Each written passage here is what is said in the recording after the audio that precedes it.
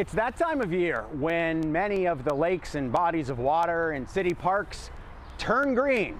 I have a improvised rake and the waders on to clean up at Cortlandt Park.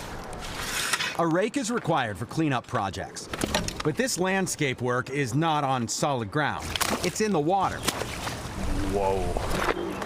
They'll need some other tools for the aquatic gardening at Cortlandt Park in the Bronx. Jeez, it's deep. The canoe reaches deeper waters, where the waders walk into the lake. I'll have to put it as far away as possible, and then just sort of do the... Layla is one of the volunteers working on Wednesdays during the summer.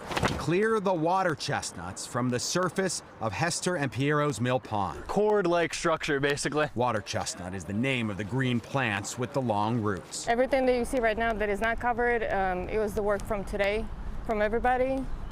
So it's a very important work. The plants do more than float.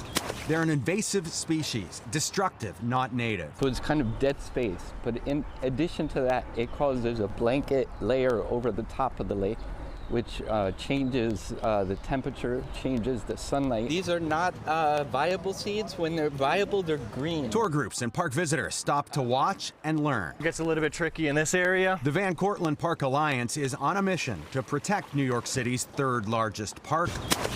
Volunteers are essential. One of the reasons that the volunteers are so important and our staff is small because there have been ongoing budget cuts to New York City parks. It's in a dire state now where there's a hiring freeze. A degree of satisfaction just is saying, you know, that's a chunk we accomplished. We're good for a day's work.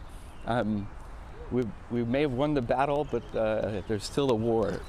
It does feel a little bit like a never-ending battle. The volunteer groups are here every Wednesday in the summer for this project, and on Fridays they work in the forest areas at Cortlandt Park in the Bronx. Greg Mocker, Pix 11 News.